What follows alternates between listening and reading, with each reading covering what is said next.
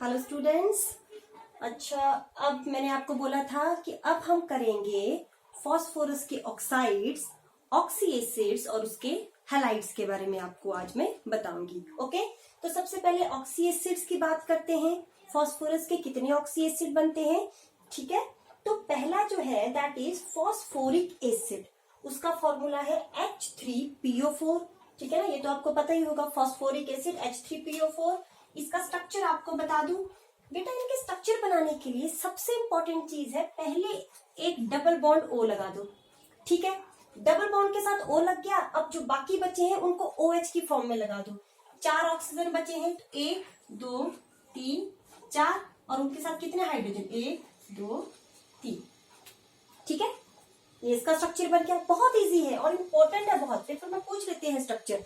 Mainly जो paper में structure के अलावा जो पूछेंगे वो पूछेंगे कि कितनी बेसिसिटी देता है फॉस्फोरिक एसिड। अब एसिड है ना, एसिड की तो बेसिसिटी होती है। तो देखो, बेसिसिटी का मतलब कितने H पॉजिटिव रिप्लेस करेगा। रिप्लेसेबल H पॉजिटिव कितने हैं? तो जो इलेक्ट्रोनेगेटिव एलिमेंट के साथ हाइड्रोजन लगा होता है वही रिप्लेस होता है। तो ऑक्सीजन के साथ कितने हाइड्रोजन लगे होते? 3 लगे हैं ना। तो इसकी बेसिसिटी कितनी आएगी बेटा? 3। मोस्ट इंपॉर्टेंट पेपर में एक क्वेश्चन, अगर आपको 3 सीरीज आती है तो एक में फॉस्फोरिक का पूछ लेंगे, एक में फॉस्फोरस का, एक में हाइपोफॉस्फोरस का। बेसिसिटी के बारे में आपसे पूछ लिया जाता है, हर बार आता है ये क्वेश्चन। ठीक है, सेकेंड है phosphorous acid. Phosphorous acid H3PO3, मतलब एक ऑक्सीजन कम, H3PO3। ओके, अब देखो दोबारा इसका स्ट्रक्चर बेटा। एक तो डबल बॉन्ड लगा दिया। ठीक है, अब कितने ऑक्सीजन बचे? एक लगा दिया। 2 बचे, तो 1 2। अब हाइड्रोजन, एक हाइड्रोजन इधर, एक हाइड्रोजन इधर, लेकिन एक हाइड्रोजन बच गया ना, तो उसको सिंगली लगा दो।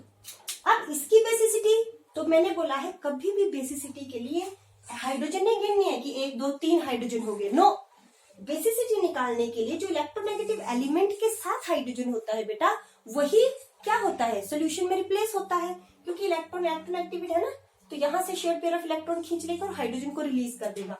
तो कितने हैं ऑक्सीजन के साथ लगे हुए? 1 और 2। तो बेसिसिटी कितनी आएगी बेटा? इसकी 2 आएगी इसकी बेसिसिटी।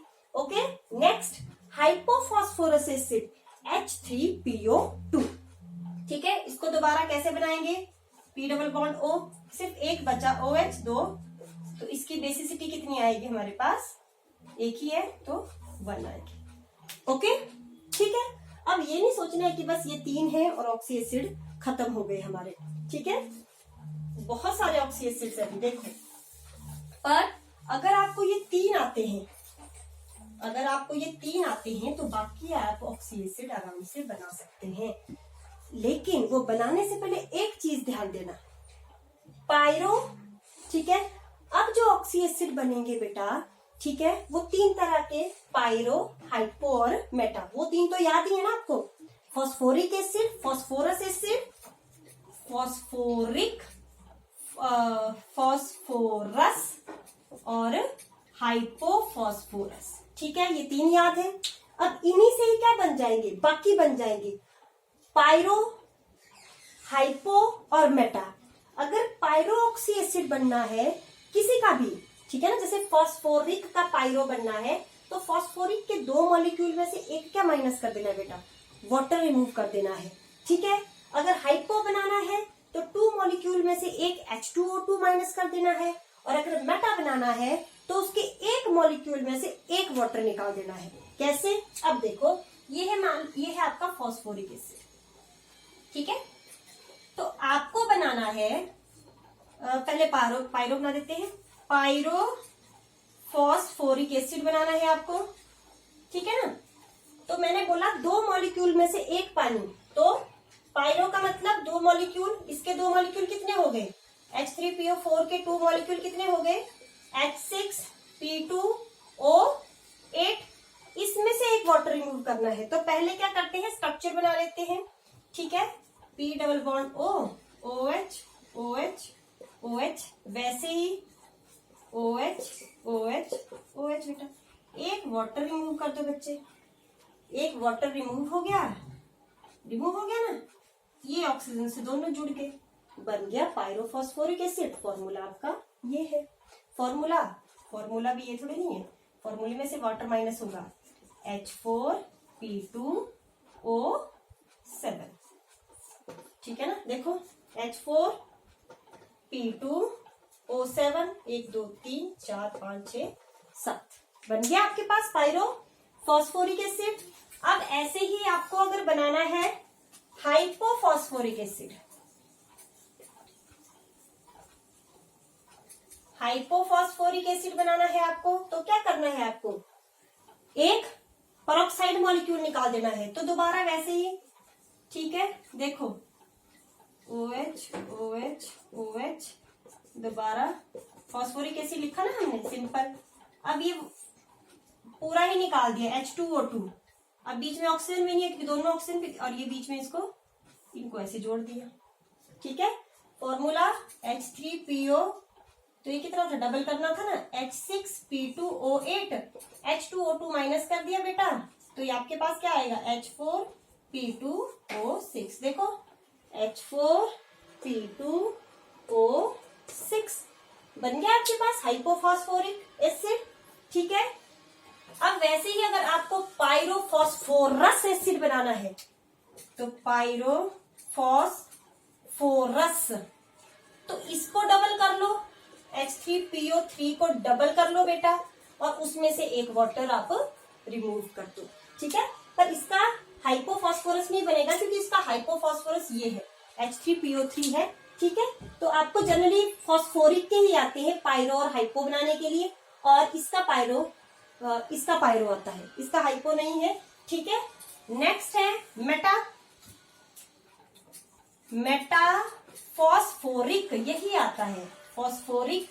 तो मेटाफॉस्फोरिक का मतलब एक मॉलिक्यूल H3PO4 में से एक पानी रिमूव कर देंगे तो क्या आ जाएगा, HPO3, ठीक है ना। क्या आएगा, HPO3। लेकिन HPO3 एक अनस्टेबल मॉलिक्यूल है बेटा, इसीलिए वो इस तरह से एन फॉर्म में एग्जिस्ट करता है, एक कॉम्प्लेक्स की फॉर्म में बहुत सारे मॉलिक्यूल आपस में लिंक करके एक कॉम्प्लेक्स बनाते हैं, ठीक है। तो ये तो आपके क्या हो गए, ऑक्सी एसिड्स ऑफ फॉस्फोरस। अब बात करें, अगर ऑक्साइड्स की बात करें फॉस्फोरस की, तो दो ऑक्साइड बनते हैं जो बहुत इंपॉर्टेंट है, उनका स्ट्रक्चर पेपर में आता ही आता है, P4O6 एंड P4O10, ठीक है। अब इनका स्ट्रक्चर भी बहुत इजी है, कोई बड़ा टफ नहीं है। पहले आपने 4 फॉस्फोरस क्या है वो बना देने हैं, ठीक है। 4 जो है फॉस्फोरस आपने बना देने हैं। अब बीच में उनके क्या लग जाएगा, एक ऑक्सीजन, ठीक, एक ऑक्सीजन ऊपर से नीचे, दूसरी ऑक्सीजन यहाँ पे, देखो।